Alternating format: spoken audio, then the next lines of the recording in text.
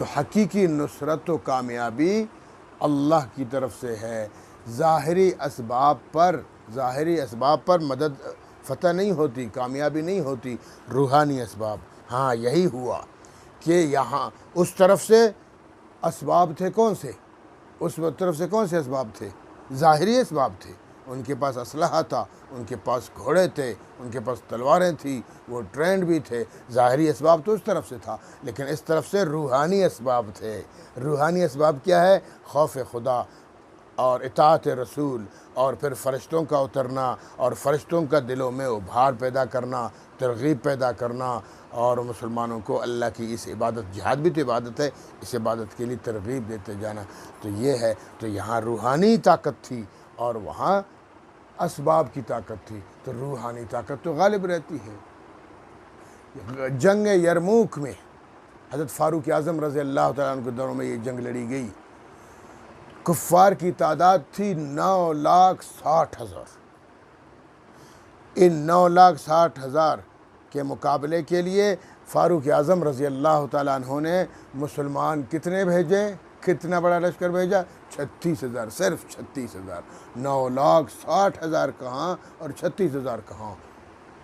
اور 4 امیر مقرر فرما دیے: ابو عبیدہ بن جراح رضی اللہ تعالیٰ عنہ، خالد بن ولید رضی اللہ تعالیٰ عنہ، یزید بن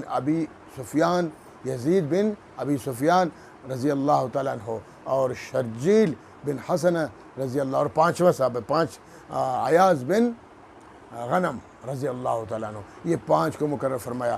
پورے لشکر کا تو امیر حضرت ابو عبیدہ بن جراح رضی اللہ عنہ تھے، باقی اپنے اپنے یونٹس اور اپنے اپنے فوجیوں کے جو امیر تھے باقی وہ تھے۔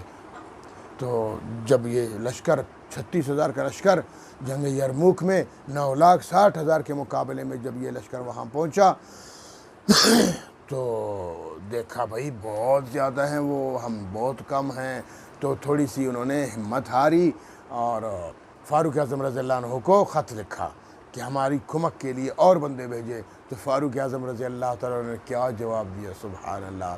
فرمایا میں تمہاری مدد نہیں کر سکتا، نہ تمہارے لیے کمک بھیج سکتا ہوں، نہ تم مجھے آئندہ لکھو، اب میں تمہاری ایک مدد کر سکتا ہوں کہ تمہارا رخ اللہ کی طرف کروں گا۔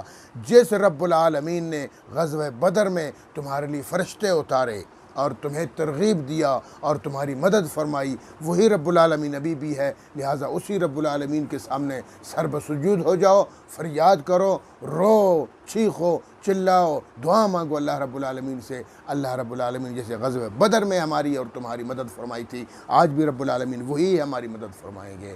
تو جب یہ خبر پہنچی، یہ خط پہنچا فاروق اعظم کا مسلمانوں کو یرموک میں، تو پھر صحابہ کرام نے کہا بالکل فاروق اعظم نے سچ فرمایا ہے، مددگار تو اللہ ہے، آؤ اللہ سے مانگتے ہیں۔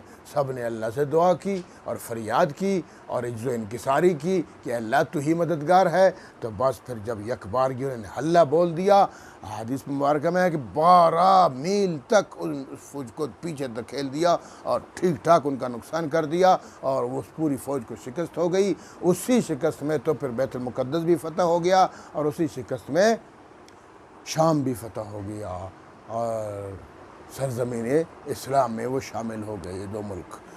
تو دیکھیے مدد تو اللہ کی طرف سے ہے۔ ہمارے اکابرین کو دیکھیے، وہ اللہ سے مدد مانگا کرتے تھے اور کسی سے نہیں مانگتے تھے، اور آج کل جناب اللہ معاف فرمائے، بس جو اولیاء کرام ہیں بے شک وہ عظیم ہستیاں ہیں، لیکن ان سے مدد تو نہیں مانگی جا سکتی۔ پھر ہم میں اور عیسائیوں میں کیا فرق رہا؟ عیسائی بھی تو عیسیٰ علیہ السلام سے مدد مانگتے ہیں، اور ہندو اپنے بتوں سے مدد مانگتے ہیں۔ ہم بھی جناب اگر مزار والوں سے مانگا کریں گے اور قبر والوں سے مانگا کریں گے اور اللہ کے علاوہ غیر اللہ سے مانگا کریں گے تو ہم میں اور میں تو فرق تو نہیں رہے گا۔ لہٰذا مددگار اللہ ہے، اللہ کے سوا کوئی مدد کرنے والا نہیں ہے۔ اس لیے فرمایا ومن نصر، کوئی مدد نہیں ہے الا من عند اللہ العزیز الحکیم، مگر مدد اللہ کی جانب سے ہوتی ہے۔